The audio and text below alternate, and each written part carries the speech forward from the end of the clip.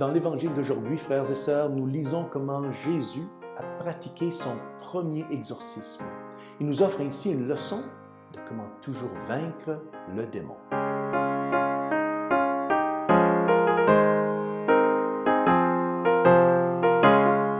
Au nom du Père, et du Fils, et du Saint-Esprit. Amen. Chers frères et sœurs, Salve Maria, et bienvenue au commentaire de l'Évangile pour ce dimanche. Aujourd'hui, c'est le 4e dimanche du temps ordinaire, et nous continuons à lire le premier chapitre de l'Évangile de Saint Marc. Ce sont les versets 21 à 28 aujourd'hui, et ils concernent toujours le début du ministère public du Seigneur. Si vous vous souvenez bien, dans l'Évangile de dimanche dernier, nous avons vu comment le Seigneur a prêché la venue du royaume de Dieu et comment le Seigneur aussi a commencé à appeler à lui, à recruter ses premiers disciples, ses premiers apôtres. Eh bien, aujourd'hui, notre Seigneur est confronté à l'ennemi. Eh oui, le Seigneur est confronté à l'ennemi. Et le Seigneur entre volontiers en lutte, en guerre contre lui. Lisons ce que nous dit saint Marc à ce sujet. Jésus et ses disciples entrèrent à Capharnaüm. Aussitôt, le jour du sabbat, Jésus se rendit à la synagogue, et là, il enseignait. On était frappé par son enseignement, car il enseignait en homme qui a autorité, et non pas comme les scribes. Or, il y avait dans leur synagogue un homme tourmenté par un esprit impur, qui se mit à crier. « Que nous veux-tu, Jésus de Nazareth? Es-tu venu pour nous perdre? Je sais qui tu es le Saint de Dieu. » Frères et sœurs, nous nous souvenons tous que Jésus avait déjà exorcisé le diable dans le désert, lorsqu'il s'était présenté à lui après son jeûne de 40 jours, en lui proposant 3 tentations. En rejetant les tentations et en vainquant le diable, Jésus avait remporté la victoire sur Satan, non seulement pour lui-même, mais aussi pour son corps mystique, l'Église, c'est-à-dire aussi pour nous. Cependant, ce pouvoir sur les démons devait aussi se manifester au monde entier. Et dans l'Évangile d'aujourd'hui, nous lisons le récit de son premier exorcisme public. Nous apprenons que Jésus prêchait dans la ville de Capharnaüm et qu'un homme possédé par un démon se trouvait dans la synagogue. Le démon, appelé ici dans l'Évangile un esprit impur, s'écrie en voyant Jésus et lui dit « Que nous veux-tu, Jésus de Nazareth? Es-tu venu pour nous perdre? » Et le démon ajoute « Je sais qui tu es le Saint de Dieu. » Soyons attentifs aux différentes tactiques diaboliques utilisées par le démon pour tenter de séduire le Seigneur. Oui, parce que nous pouvons tirer des leçons très importantes de ces tactiques pour nous-mêmes. Tout d'abord, le démon crie de loin. Remarquez que l'homme ne s'approche pas de Jésus, mais qu'il l'appelle de là où il est. Ou plutôt, c'est le démon en lui qui interpelle le Seigneur. Cela nous montre le profond manque de respect et le profond manque de révérence du démon à l'égard de notre Seigneur Jésus-Christ. Le démon l'appelle Jésus de Nazareth. Pourquoi fait-il cela? Parce qu'il veut attirer l'attention de tous ceux qui sont présents autour du Seigneur dans la synagogue sur le fait que Jésus venait de Nazareth. Et Nazareth était une petite ville très insignifiante à l'époque. Il s'agit ici d'une tentative du démon pour amener les gens présents à mépriser Jésus, puisqu'il est dit, rappelez-vous, Nathanaël, « Rien de bon n'est jamais sorti de Nazareth. » Mais Jésus, avec sa sérénité et sa majesté habituelle, est resté impassible. Le diable a donc échoué dans cette première tactique. Il tente donc immédiatement une deuxième tactique et dit à Jésus, « Es-tu venu pour nous perdre? Es-tu venu pour nous perdre? » Aussi incroyable que cela puisse paraître, avec cette question, le démon essaie de s'attirer la sympathie de tous les spectateurs présents. Les personnes ici présentes pensent peut-être que c'est l'homme lui-même qui parle, et non pas le démon qui parle à travers lui. Il s'agit donc d'une tentative de faire croire aux gens que le Seigneur Jésus est un tyran, qui n'a pas de pitié et qui veut s'en prendre à ce pauvre homme.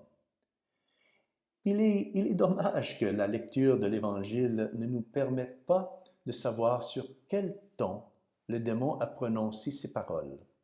Mais je pense que le démon a dû utiliser un ton sentimental, plutôt mélancolique, afin d'attirer la sympathie et essayer de passer pour un pauvre malheureux qui est persécuté par Jésus. Ceci est une tactique couramment utilisée aujourd'hui pour s'attirer l'attention et la sympathie des gens. Inutile de vous dire que cette tactique a également échoué. Le démon passe donc rapidement à utiliser la plus grande de toutes ces tactiques, de toutes ces ruses.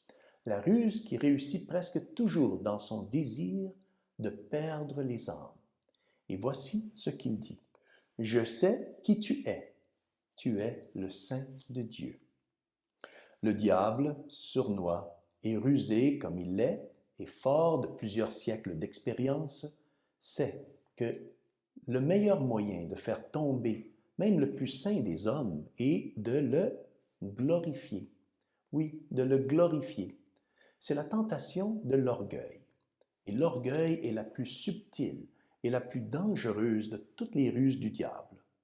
Combien d'âmes, frères et sœurs, même les plus vertueuses, sont tombées dans ce piège, dans le piège de l'orgueil. Mais cette ruse avec Jésus échoue, parce que le Seigneur va et répond au démon. Jésus l'interpella vivement. « Tais-toi, sors de cet homme. » Nous serions peut-être tentés de penser que Jésus a crié ces mots, qu'il a crié ces mots au diable d'une manière très forte et énergique.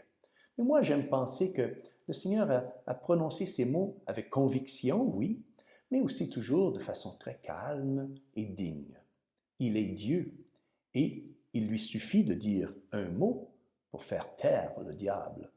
Avec ces mots, « Tais-toi, sors de cet homme », notre Seigneur fait comprendre à tous ceux qui sont présents que l'homme n'est pas malade, mais qu'il est possédé par le diable.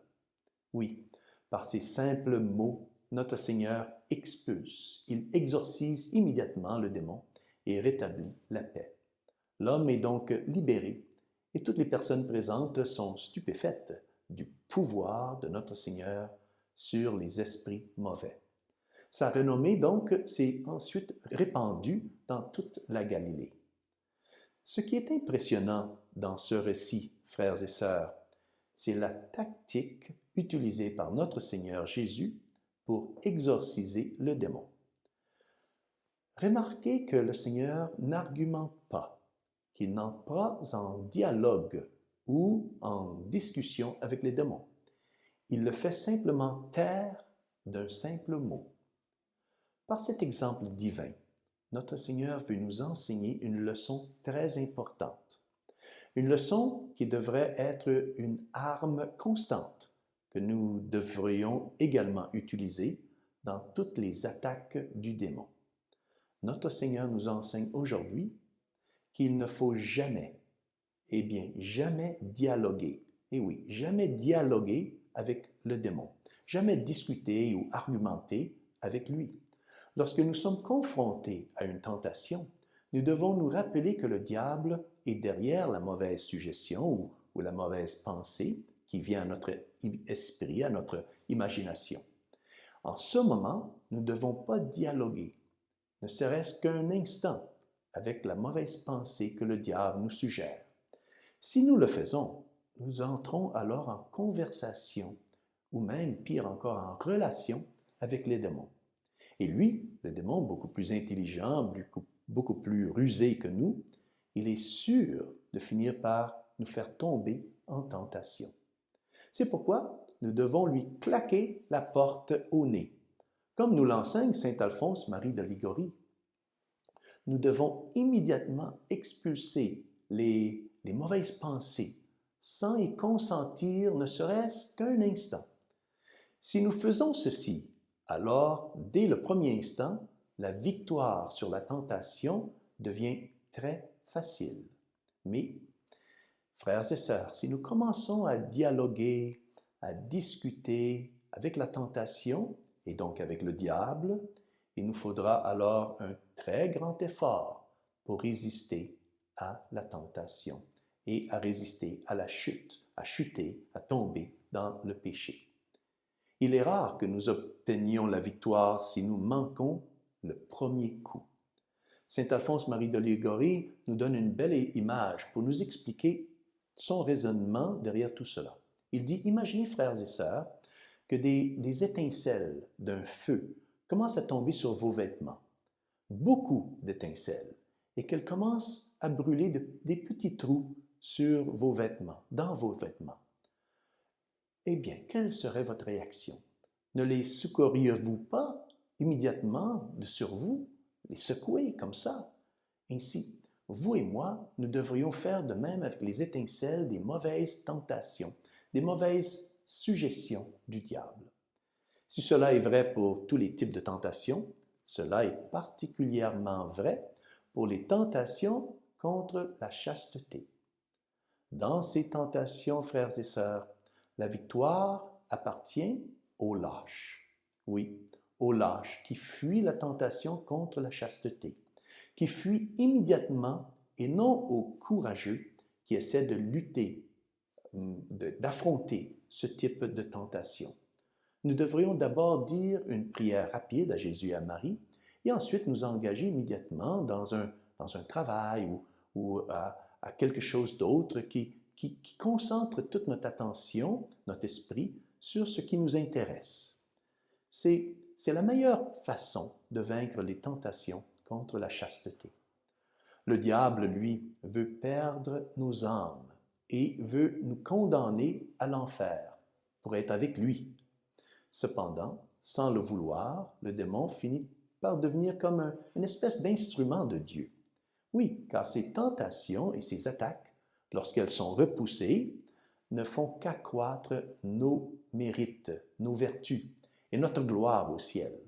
Chaque fois que nous surmontons une tentation, notre gloire au ciel s'accroît.